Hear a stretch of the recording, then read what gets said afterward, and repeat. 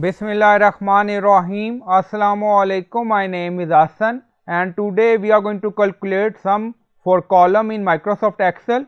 Before starting work, it's my request, please subscribe my channel. Thank you. Now back to our work. So we added some number in columns. Now you see. So we are going to calculate. Now click on this. On top you see formula bar. So click on it and then write here equal and then write sum. Now you see drop down sum.